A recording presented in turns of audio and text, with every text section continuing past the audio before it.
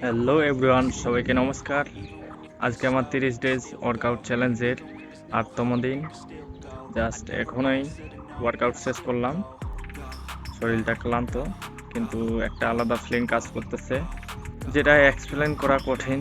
But যারা নিয়মিত workout করে তারা বুঝবে। এই জার্নিটা আমি শুরু করেছিলাম নিজের জন্য, নিজেকে একটু চেঞ্জ করার জন্য, ফিজিক্যালি আর মেন্টালি।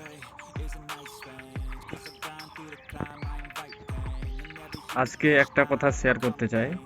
আমরা অনেক সময় ভাবি মোটিভেশন থাকলে কাজ করব, কিন্তু অনেস্টলি বললে এই 8 দিনের মধ্যে এমন অনেক দিন গেছে যেদিন আমার একদমই ইচ্ছা ছিল না ওয়ার্কআউট করার। আজকে একটু আলসেমি লাগছিল, মনে হচ্ছিল আজকে না করে কাল থেকে আবার শুরু করব।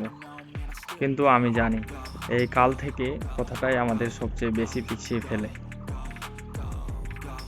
তো আমি নিজেকে পুশ করেছি, ভাবলাম জাস্ট স্টার্ট করি, পুরোটা না পারলেও কিছু তো হবে।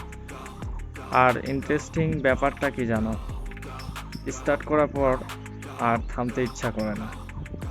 এখন ওয়ার্কআউট শেষ করে মনে হচ্ছে গুড ডিসিশন ছিল। এই 8 দিনে আমি খুব বড় কোনো চেঞ্জ দেখিনি, বাট একটা জিনিস বুঝতে পারছি, কনসিস্টেন্সি স্লোলি আমাকে বিল্ড করেছে। ডিসিপ্লিন আস্তে আস্তে তৈরি হচ্ছে, আর এটা লং টার্মে হার্ড ডিফারেন্স তৈরি করবে। তো আজকে ডে 8 কমপ্লিট। এই জার্নিটা ইজি না, বাট আমি থামার জন্য শুরু করিনি। আমি জানি সামনে আরও টাফ দিন আসবে, বাট আমি চেষ্টা করব কন্টিনিউ করার। আপনারাও যদি কোনো চ্যালেঞ্জ শুরু করে থাকেন, ছোট হোক বা বড়, প্লিজ থেমে যাবেন না। পারফেক্ট হতে হবে না, জাস্ট কনসিস্টেন্ট থাকলেই enough. See you on day 9. Stay consistent, stay strong. সবাইকে নমস্কার।